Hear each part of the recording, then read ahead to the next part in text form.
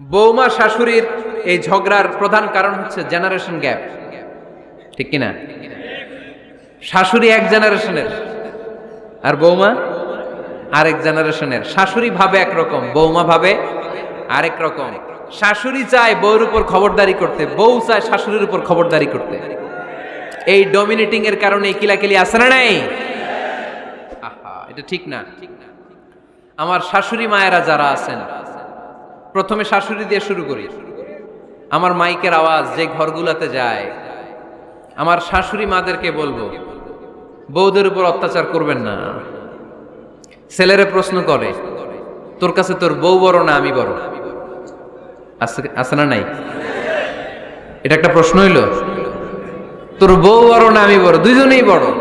তো এক ছেলে সুন্দর উত্তর দিছে, আমার কাছে ভালো লাগছে উত্তরটা শুনে।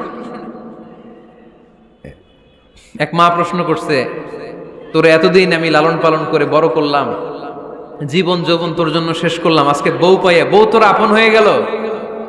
এবার ছেলে উত্তর দিছে, মা, আমার মুখ থেকে মা ডাক শোনার জন্য তুমি কি কষ্টটাই না করছো জীবনে।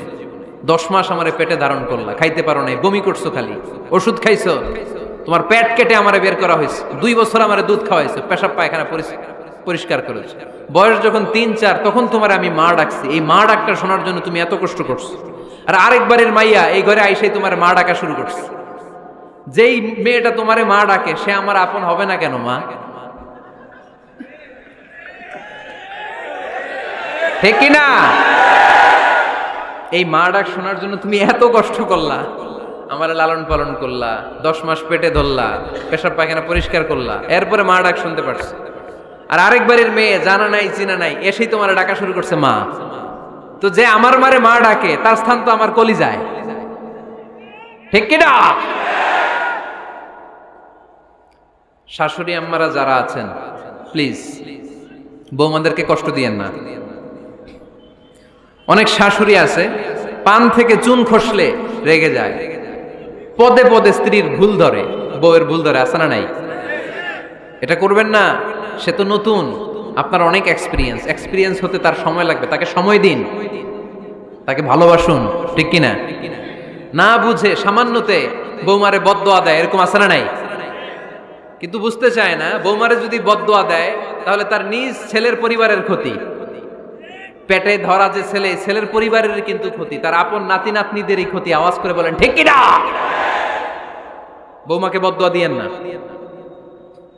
বৌমাকে নিজের মেয়ের মতো দেখবেন। সমাধান আমি দিচ্ছি। কেমন দেখতে হবে? নিজের মেয়ের মতো। নিজের মেয়ে সকালে ঘুম থেকে ওঠে 11টা, ওইটা সমস্যা নাই। বৌমা কেন উঠলো না, ওইখানেই ঝামেলা, আছে না নাই?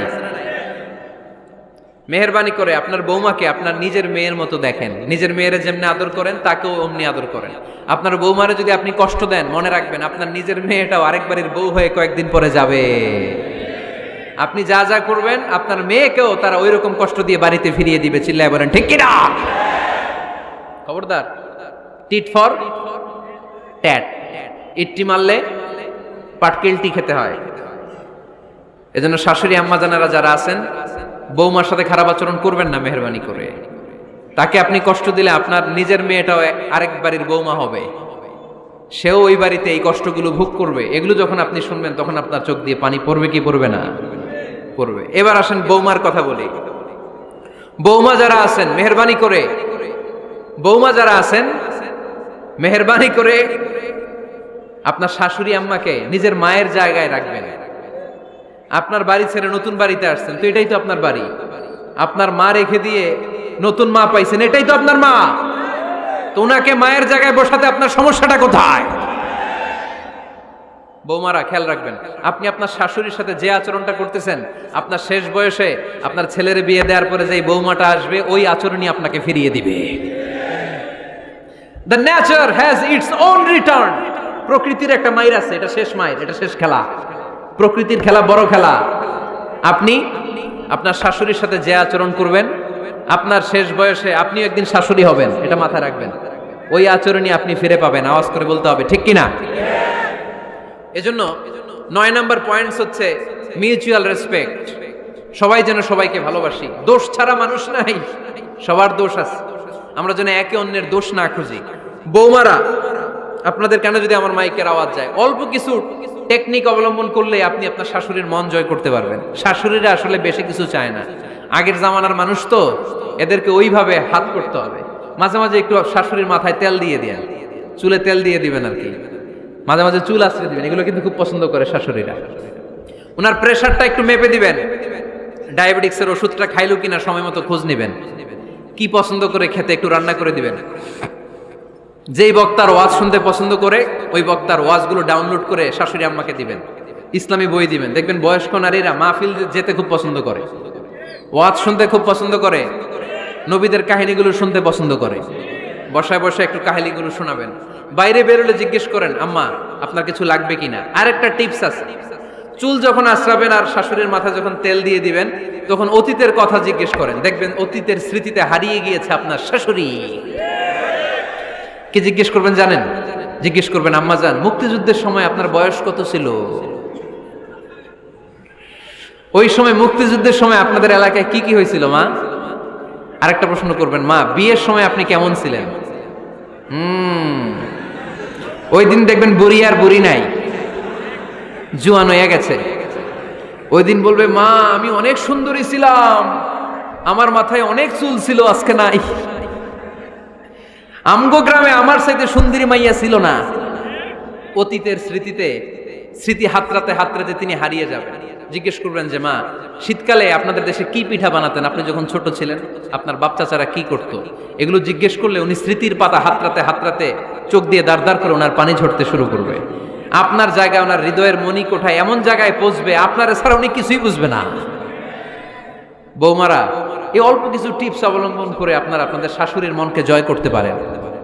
শাশুড়ি বৌমার দ্বন্দ্ব আমরা চাই না, আমরা চাই শাশুড়ি বৌমাকে নিজের মেয়ের মতো জানো, আর বৌমার শাশুড়িকে আপন মায়ের মতো ভালোবাসুক, ঠিক কিনা? এই মিউচুয়াল রেসপেক্টই পারে শাশুড়ি বৌমার দ্বন্দ্বকে দূর করতে আর ঘরটারে শান্তি টুকরা বানাতে। আওয়াজ করে বলেন ঠিক কিনা? কয়টা গেল? আর আছে কয়টা? দোয়া করবেন একে অপরের জন্য। দোয়া সাইয়েদনা ইব্রাহিম ফ্যামিলির জন্য দোয়া করতেন, রব্বি জাআলনি মুকিমাস সালাতি ওয়া মিন যুররিয়াতি রব্বানা ওয়া তাকাব্বাল দুআ। ও আল্লাহ আপনি আমার নামাজ কায়েমকারী বানান, আমার কলিজার টুকরা সন্তান ইসমাইলকেও নামাজ কায়েমকারী বানান, আমার দোয়াটা আপনার দরবারে আপনি কবুল করে নেন। সুবহানাল্লাহ পড়েন। রব্বানা ইন্নী আসকানতু মিন যুররিয়াতি বিওয়াদিন গায়রি যী যারইন ইনদা বাইতিকাল মুহাররাম। ও আল্লাহ আমার সন্তান সন্ততি, আমার ফ্যামিলিকে ধুধু মরুপ্রান্তর এই উপত্যকার মধ্যে তোমার কাবা ঘরের সামনে রেখে গেলাম, তাদেরকে তুমি নামাজ কায়েমকারী বানিয়ে দিও। গোটা বিশ্বের সব মানুষের অন্তর আমার ফ্যামিলির দিকে আল্লাহ তুমি ঝুঁকিয়ে দিও। ওয়ারযুকহুম মিনাস সামারাত, ফলমূল দিয়ে আল্লাহ তুমি তাদেরকে রিজিকের ব্যবস্থা করে দিও। তার মানে সব নবীরা তাদের পরিবারের সদস্যদের জন্য দোয়া করতেন কি করতেন না? আবার কোরআন আমাদেরকে শিখালো, রব্বানা হাব লানা মিন আজওয়াজিনা ওয়া মিন যুররিয়াতিনা কুররাতা আ'য়ুন ওয়াজআলনা লিল মুত্তাকিনা ইমামা। ও আল্লাহ এমন নেককার সন্তান, এমন নেককার স্ত্রী আপনি আমাকে দান করেন যাদের দিকে তাকালে আমার চোখ দুইটা ঠান্ডা হয়ে যায়। চক্ষু শীতলকারী স্ত্রী দেন। বিয়ে যাদের হয় নাই, ইয়াং ছেলেরা এই দোয়াটা করবা। বিয়ের জন্য দোয়ার দরকার আছে না নাই? প্রতিদিন এই দোয়া করবা, আল্লাহ এমন স্ত্রী দেন, এমন জীবন সঙ্গিনী আপনি আমাকে দেন, এমন লাইফ পার্টনার দেন যার দিকে তাকালে আমার চোখ জুড়িয়ে যায়। এমন সন্তান আল্লাহ আপনি আমার ফ্যামিলিতে দেন যাদের দিকে তাকালে আমার চোখ দুইটা ঠান্ডা হয়ে যায়। নেককার সন্তান, নেককার স্ত্রী আল্লাহর কাছে দোয়া করে চেয়ে নিতে হয়। তাহলে ফ্যামিলি মেম্বার একে অপরের জন্য দোয়ার দরকার আছে না নাই? বাবা দোয়া করবে ছেলের জন্য, ছেলে করবে বাবার জন্য, মা দোয়া করবে মেয়ের জন্য, মেয়ে করবে মায়ের জন্য, ভাই করবে বোনের জন্য, বোন করবে ভাইয়ের জন্য। দোয়ার দরকার আছে না নাই? দোয়া করবেন সবাই সবার জন্য। এই যে কোরআনের বঙ্গানুবাদ পাওয়া যায় না এখন, কথা বলেন। স্মার্টফোন আছে কার কার দেখি? হ্যাঁ, কারা কারা স্মার্ট দেখি? হাজার হাজার স্মার্ট, মাশাআল্লাহ। এই স্মার্টফোনের ভেতরে আল কোরআন নামে বাংলায় কোরআনের একটা অ্যাপস পাওয়া যায়। কথা বলেন, পাওয়া যায় কি যায় না? আজকে থেকে এই অ্যাপসটা ডাউনলোড করে প্রতিদিন 1 আয়াত 2 আয়াত 3 আয়াত করে পড়া শুরু করে দেন। বাঁচতে হলে পড়তে হবে, বাঁচতে হলে জানতে হবে, ঠিক কি না? এই স্লোগান আমাদেরকে শিখায়। এই স্লোগান তো আল্লাহ, এই স্লোগান দিয়েই তো আল্লাহ কোরআন শুরু করছে, ইকরা বিসমি রাব্বিকাল্লাযী খালাক। বাঁচতে হলে জানতে হবে, বাঁচতে হলে পড়তে হবে, পড়ার কোনো বিকল্প নাই। আওয়াজ করে বলেন ঠিক কি না? সুজানগরের ভাইয়েরা, মোবাইলের অ্যাপসের ভিতরে আমরা কোরআন রাখতে রাজি আছি তো সবাই? হাদিসের অ্যাপস ডাউনলোড করতে রাজি আছি তো? বাস রাজি আছি, ডাউনলোড করে রাইখা দেবো, আর কেউ পড়বো না নাকি? হ্যাঁ, প্রতিদিন একটা আয়াত হলেও যেন আমরা পড়ি। আল্লাহ যা বলা দরকার সব বলে দিয়ে গেছে, নতুন করে আর কিছু বলবে না। আমরা যেন পড়াশোনা করি, আমরা যেন একটা পাঠাগার বানাই। আবারও কখনো আসার সুযোগ হলে আমি জিজ্ঞেস করবো, যদি আমার মনে থাকে, যে আপনাদের পাঠাগার আছে কার কার ঘরে। সেদিন সবার হাত তুলতে হবে, এমনি পারা যাবে তো? আল্লাহ তুমি তৌফিক দাও।